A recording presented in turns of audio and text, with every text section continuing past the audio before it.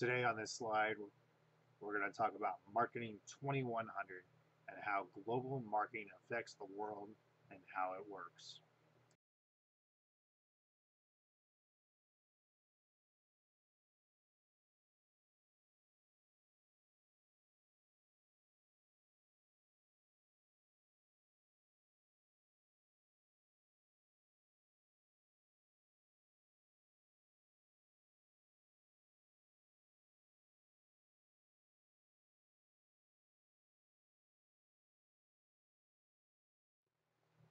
As we go through the PowerPoint today, you will see the benefits of global marketing.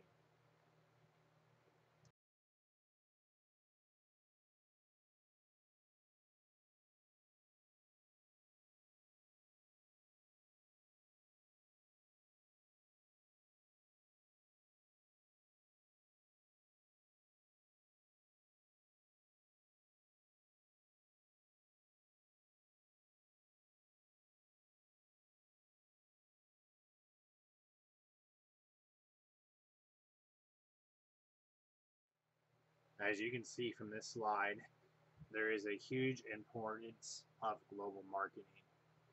Global marketing overall the past decade has nearly doubled. The US is right behind China and the second largest exporter. Of course, the internet has made it possible for trade upon remote countries. Small countries who have never had global marketing before can now take advantages of it due to the internet. And of course, for that, it gave an additional revenue to all nations to expand. Currently, out of the top 10 largest marketers, 8 of them are located in the United States. Because of this, we're able to offset our GDP by exporting many high-use products that other countries could need or use.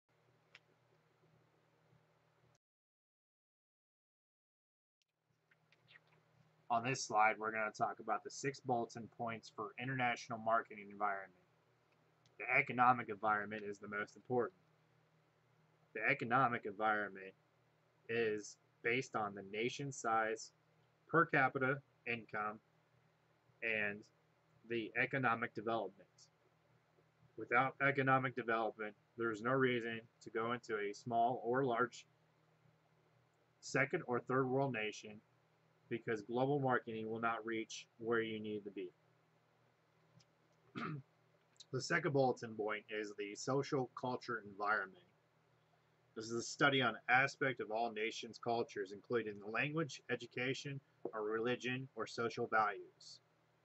As a marketer, it is important to understand these bulletin points, such as the social values, because without social values in that particular country, you might have a huge miss or a mistake when advertising. Technology is the most important and most advanced. The technology allows you to go from a small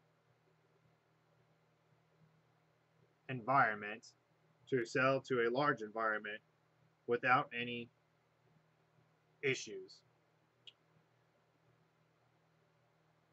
This is caused by the internet being able to use in many countries. So therefore, if you were to market something, you were able to sell it in large quantities to a country who can use it. All thanks to the technology we have or the internet that we use today. Political or the legal environment is important because political environment or the legal environment will force laws upon what you can or cannot do in that particular country. As a marketer, you need to know and understand all the local laws or the political environment, because if you don't, you might not be able to market that product in their country at that time or at that way.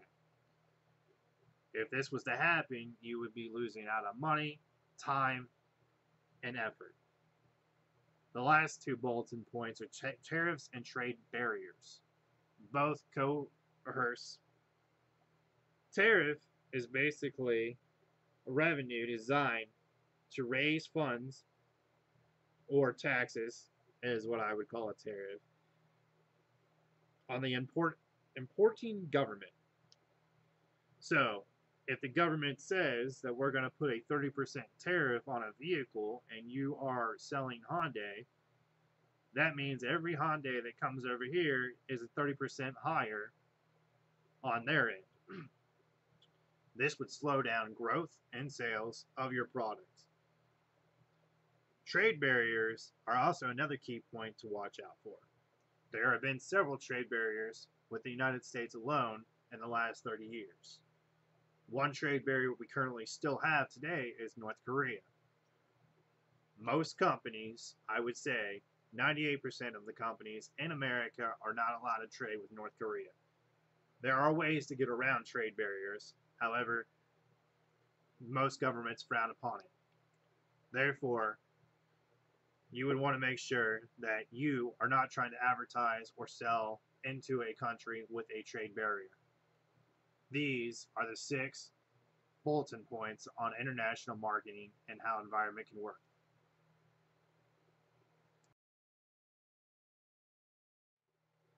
There are 3 terms needed for the multi-nation economic integration. These 3 terms are the following: Free Trade Area, WTO, and NAFTA. The Free Trade Area states that any region in which participating nations agree to the free trade of goods among themselves will abolish tariffs and trade restriction. This allows for a higher GDP and growth. The WTO is an organization that replaced GATT. The WTO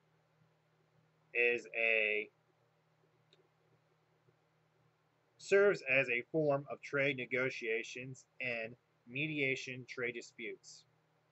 It also monitors national trade policies and works to reduce trade barriers throughout the world. We still have NAFTA. We have a new president, however, NAFTA is still intact. NAFTA represents the North American Free Trade Agreement. Currently, NAFTA is between Canada, Mexico, and the United States, and it allows for no trade barriers and allow free trade. If NAFTA was to be renegotiated, that means there could be more taxes or tariffs put onto items, allowing for a slower GDP.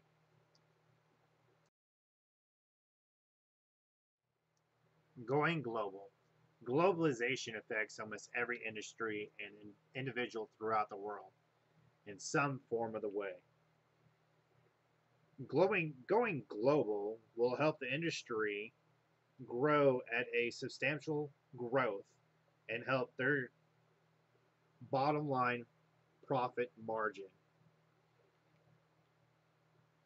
Traditional marketers who take their firms global may do so because they already have a strong domestic market in the U.S.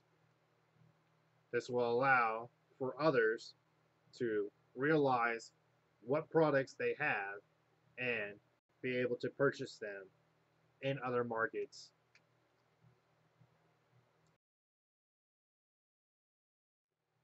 There are 3 strategies for entering the foreign market: franchising, foreign licensing, and subcontracting. Usually, leadership chooses which one and only one to go into the foreign market to lay down groundwork for their business. Once one is established, they may go after the other 2.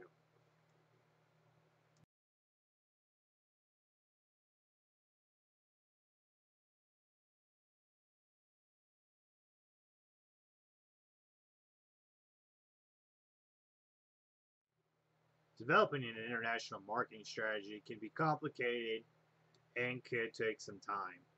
Here are the 4 bulletin points on developing an international marketing strategy. International product and promotion strategies, international distribution strategy, a pricing strategy, and a counter trade. For one of these strategies we're going to talk about is the international distribution strategy. Now, you can have a distribution strategy set up in two different ways. One, you have a hub and you obviously fly or transport the product to the countries as needed. Or two, you set up hubs in those countries and deliver from the country. You will have to look into what better fits your needs and will help you market a lot easier.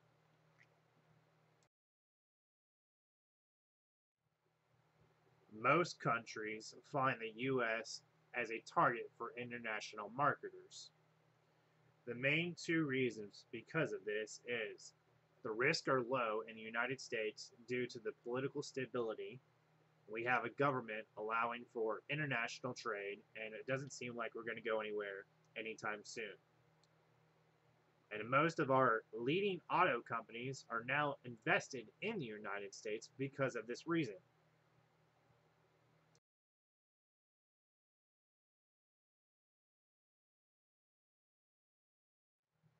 Marketing in the 21st century. Marketers are the pioneers in bringing new technology to developing nations. For an example, if you look at Amazon, they are able to bring developing nations products that they need at an affordable price. Goods and services will likely become more customized as they are introduced into those foreign markets.